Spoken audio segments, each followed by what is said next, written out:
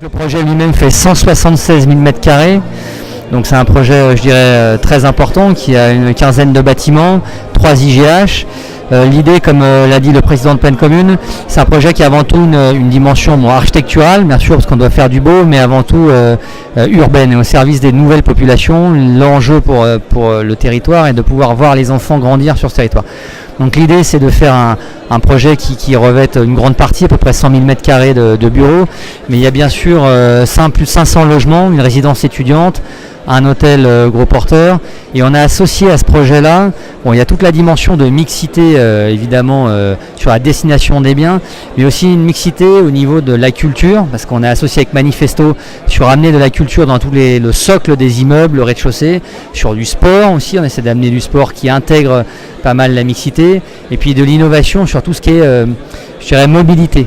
Donc c'est pour ça qu'on a fait et que j'ai choisi de faire rentrer Engie dans le groupement avec Engie Avenue en tant qu'associé, parce qu'on intègre cette dimension d'innovation, je l'ai expliqué tout à l'heure, dans la façon de travailler, mais aussi dans le projet. On a une ambition évidemment des smart grids, on l'a parlé, on a une innovation sur tout ce qui est transport du dernier kilomètre avec la Sogaris, donc comment gérer ce dernier kilomètre et cet approvisionnement.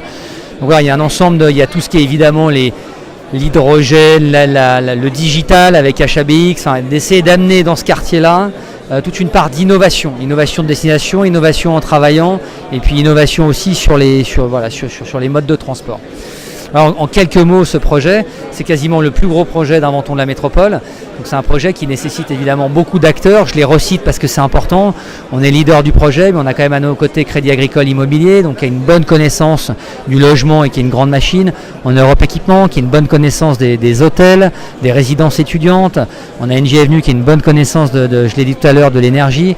Donc, ce projet-là, c'est aussi ça. C'est une pluralité d'acteurs. Je l'ai dit, plus de 50 sociétés, une pluralité d'architectes, une pluralité, je dirais, de culture et d'origine, parce que Snohetta, un des architectes phares, est un architecte norvégien, Baumschlager Eberle est un architecte pareil étranger, Snohetta, Moro Kusunoki qui est un japonais, alors on a évidemment des Français, Maud Kobe, donc voilà, c'est aussi ça le projet, c'est essayer d'avoir une pluralité d'âge, d'apport, de valeurs, d'origine, et puis qui se traduit dans un projet assez nouveau, quoi.